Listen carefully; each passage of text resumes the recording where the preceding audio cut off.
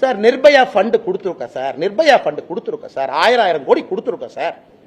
ஏன் சார் ஒரு அண்ணா யூனிவர்சிட்டியில தமிழ்நாட்டினுடைய பழமையான இன்ஜினியரிங் காலேஜ்ல ஒரு லோட்டு சிசிடிவிக்கு ஒயர் கனெக்ஷன் இல்லைன்னு சொல்றியா? வெக்கப்படலையா?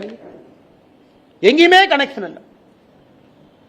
அப்ப நிர்பயா ஃபண்ட் எங்க போச்சு? நிர்பயா ஃபண்ட் கொடுத்ததே இதுக்கு தானே. நிர்பயா ஃபண்ட் எதுக்கு கொடுத்தோம்? முதலமைச்சர் வீட்டுக்கு போற சாலையில 4 சிசிடிவி போடுற கொடுத்தோமா? எதுக்குங்க நிர்பயா ஃபண்ட் கொடுத்தோம்? இதுக்கு தாங்க கொடுத்தோம்.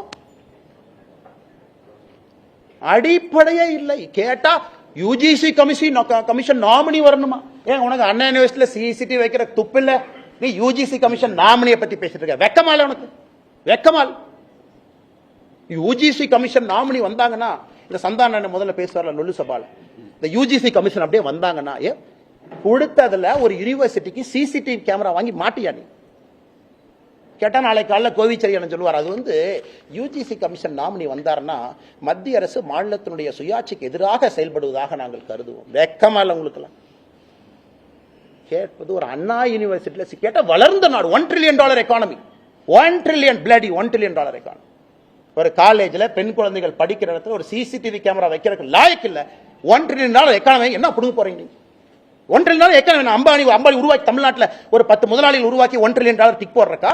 இல்ல ஏழை மக்களுக்கு வேலை செய்யறதுக்காக அரசு இருக்கா? என்ன கேட்கற கேள்வி நியாயம் இருக்கு? $1 trillion என்ன வெங்காயத்துக்குன்னு கேட்கறேன்.